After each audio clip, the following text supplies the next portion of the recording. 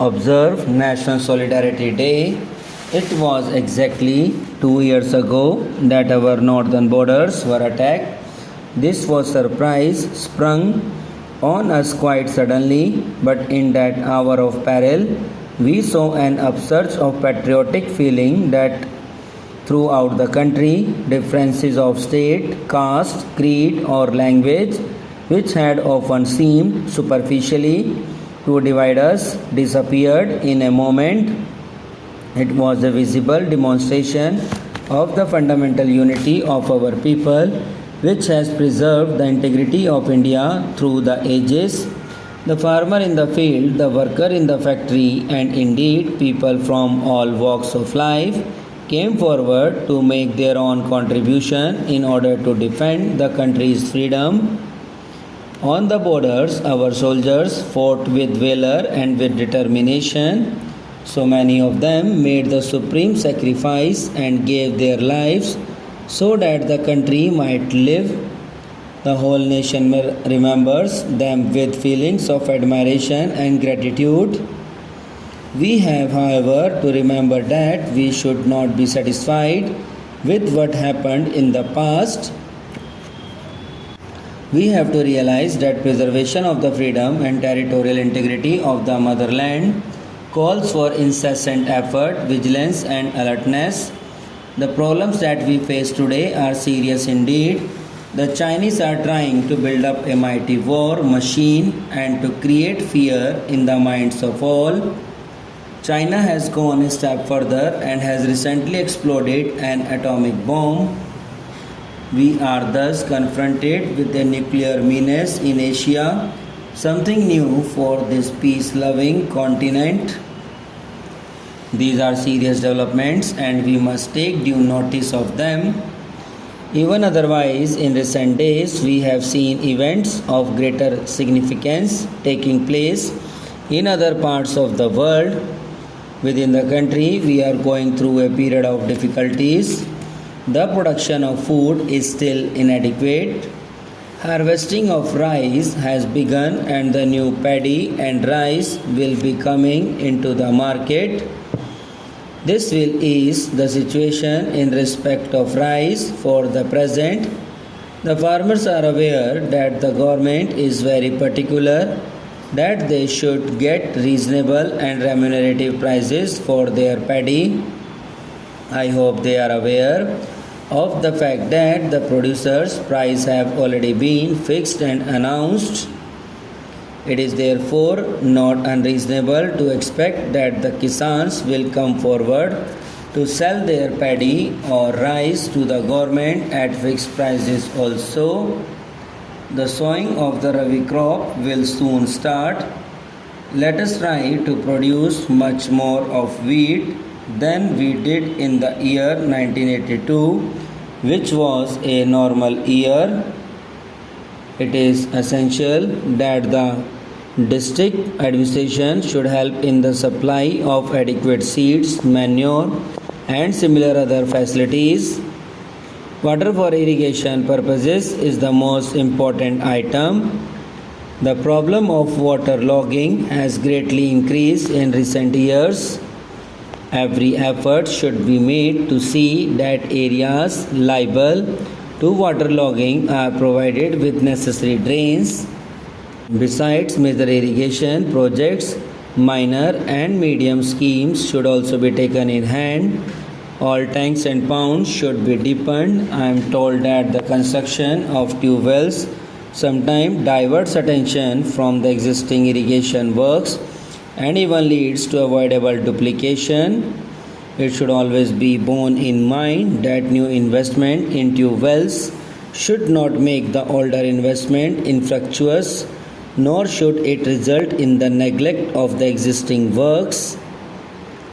There are some of the reasons why the irrigated area in a number of states has not appreciably increased in spite of considerable investment. The district administration has to be much more alert and active to give all encouragement and assistance to the Kisans with a view to increasing the production of their Rabi crop. While wheat is important, there must be greater production of pulses also. The shortage of pulses has considerably added to our present difficulties. I know we all understand and fully realize that the solution of all our present day food difficulties lies in increased production. It is therefore essential that government officials in the districts and others at the state or central level, as also the farmers, should work hand in hand to produce a much better result. Let us show to the country that we can tackle our problem effectively by our own efforts and perseverance. The question of distribution has also assumed great importance. The cooperatives and the fair price shops have helped to a considerable extent in the present situation. With improved methods and with more effective supervision, they can do still better. Moreover, if consumer cooperatives can be organized by local initiative, they can be of much assistance in ensuring supplies to the consumers at steady price. I am sorry to say that grain dealers do not seem to have fully realized the gravity of the situation.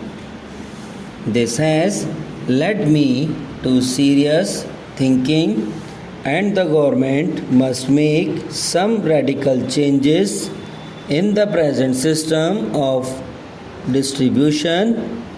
The cooperatives and the fair price shops have helped to a considerable extent in the present situation. Observe National Solidarity Day. It was exactly 2 years ago that our northern borders were attacked. This was surprise sprung on us quite suddenly, but in that hour of peril, we saw an upsurge of patriotic feeling that throughout the country, differences of state, caste, creed, or language, which had often seemed superficially to divide us, disappeared in a moment. It was a visible demonstration of the fundamental unity of our people, which has preserved the integrity of India through the ages. The farmer in the field, the worker in the factory, and indeed people from all walks of life came forward to make their own contribution in order to defend the country's freedom. On the borders, our soldiers fought with valor and with determination. So many of them made the supreme sacrifice and gave their lives so that the country might live. The whole nation remembers them with feelings of admiration and gratitude.